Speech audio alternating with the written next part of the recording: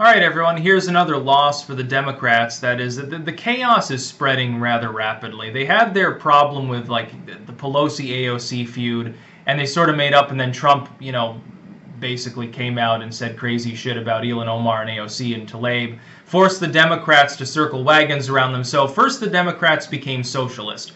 Then they backed Al Sharpton, and now contemporary to that, in the last 72 hours, basically, they've had to deny that the inner city has problems. So the Democrats don't care about the inner cities. They're racists and sexist, obviously, and socialistic. Now the DCCC has lost its executive director. Allison Jaslow resigned. She's a white woman.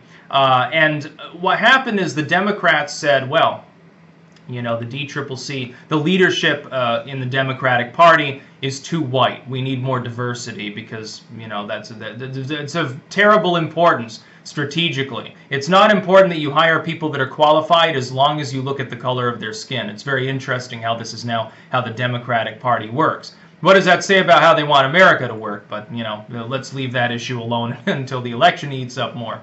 But the DCCC loses its executive director. She resigned, effective immediately the other day, because they were complaining, several Hispanic caucus members were, that she hadn't done enough to promote diversity within the ranks of the DCCC. Now, the DCCC is probably the most important sub-apparatus of the Democratic Party. After the DNC itself, with Perez as the head, this is the second most important of all of them.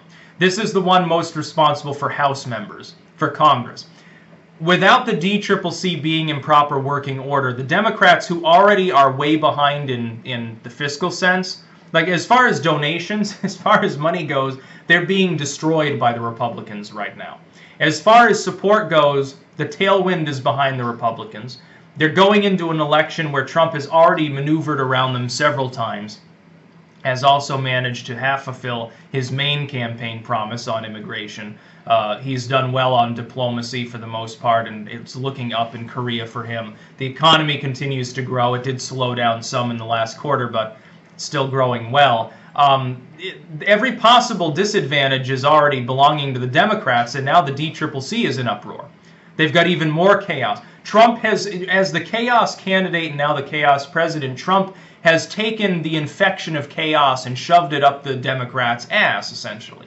The DCCC it's not only just important, it's indispensable within the Democrats' apparatus, and it's now temporarily non-functioning.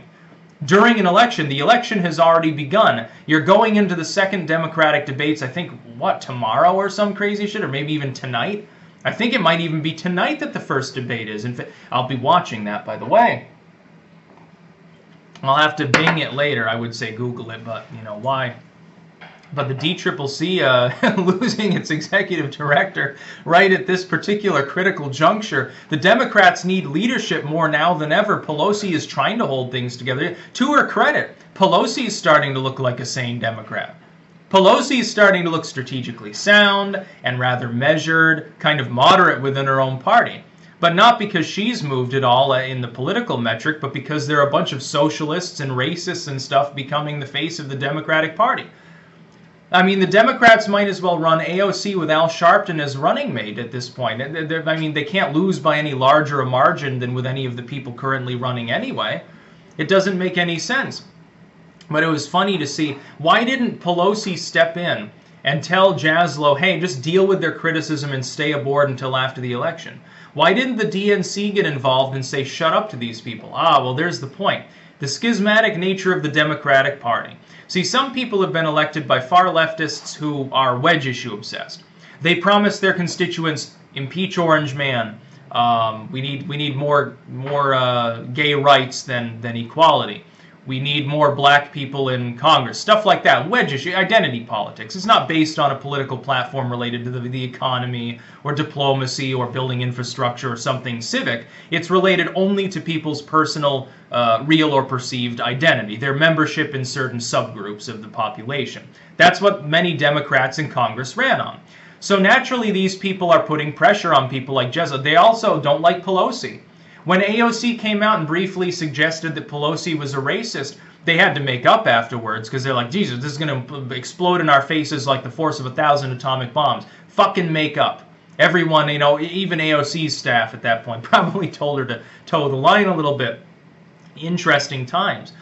You've got, you know, the Democrats are led by essentially an older white lady, Nancy Pelosi, and another, Hillary Clinton, and then Jaslow, a middle-aged white woman. It's interesting how their leadership structure is entirely female other than Tom Perez, but it's not diverse enough for some of these individuals. Here's the problem. On the national level, the Democrats still have a lot of people who are like, you know, white males, straight white male, whatever that they represent. Increasingly, though, you've got people in the party that aren't. And a lot of those people are wedge issue obsessed. This is why the Democrats will probably lose in 2020. They are a schismatic party. You've got two different groups that don't work together. The business Dems, they're like, hey, can we take it easy here? Let's do some mild economic reform.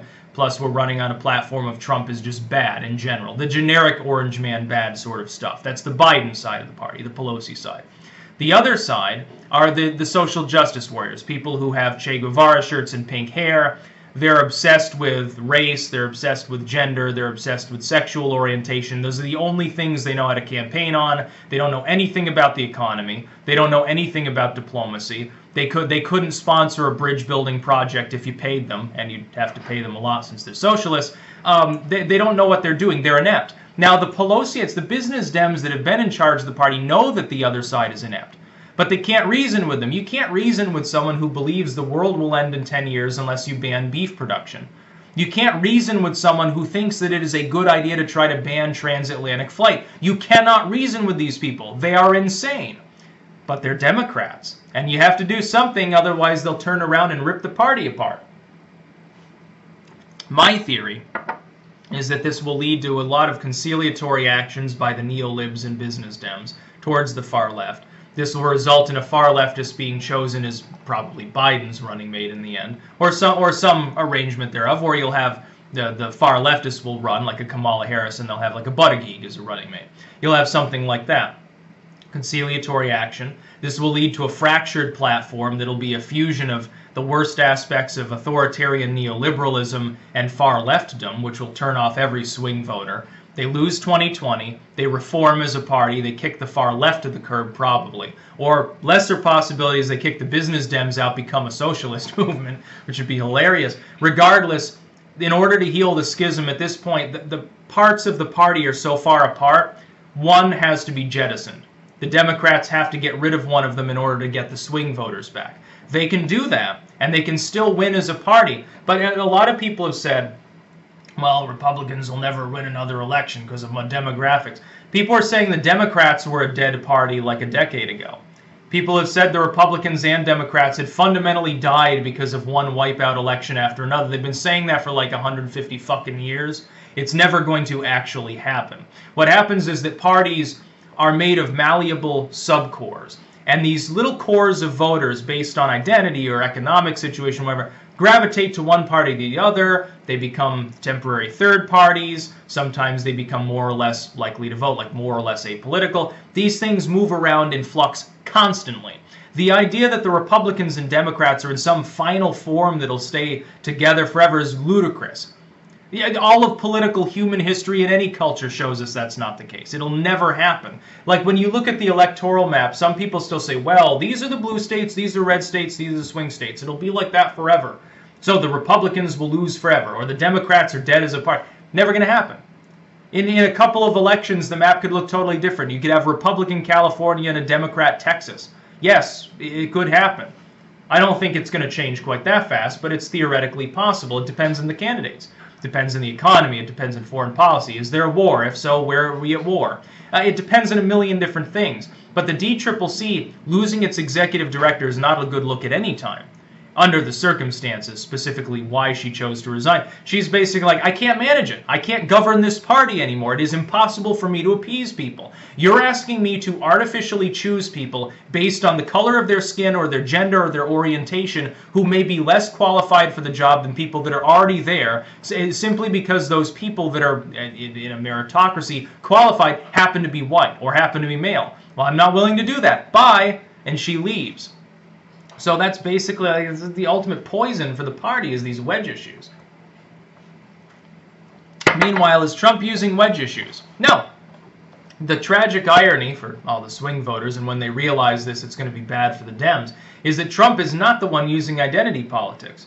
Him saying Baltimore is crime-infested is a true statement. It has nothing to do with race. When Al Sharpton and Elijah Cummings come out and proclaim it to be racially based, they're the ones invoking that wedge issue. They're the only ones invoking that wedge issue. Trump's just saying there's a crime problem in Baltimore.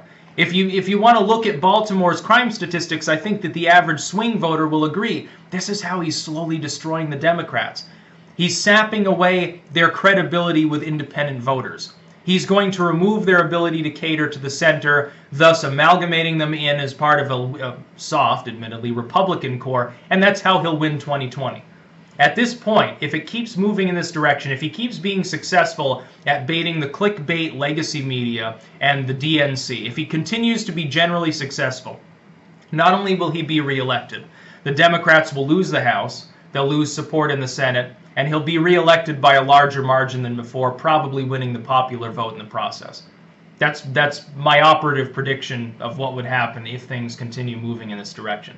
In other words, it's Armageddon for the Democratic Party. They've put everything into winning this election on the basis that Trump is simply organically a bad person. All he has to do is, he's got Biden's situation where all he has to do is not fuck up too badly. That's basically all he has to do. The Democrats, it's apparently easy for him to run rings around the Democratic Party. Let's just put it that way. So I don't see good things for them in the future. The DCCC is now in chaos, the same way the rest of the party is. That's about all. Peace out.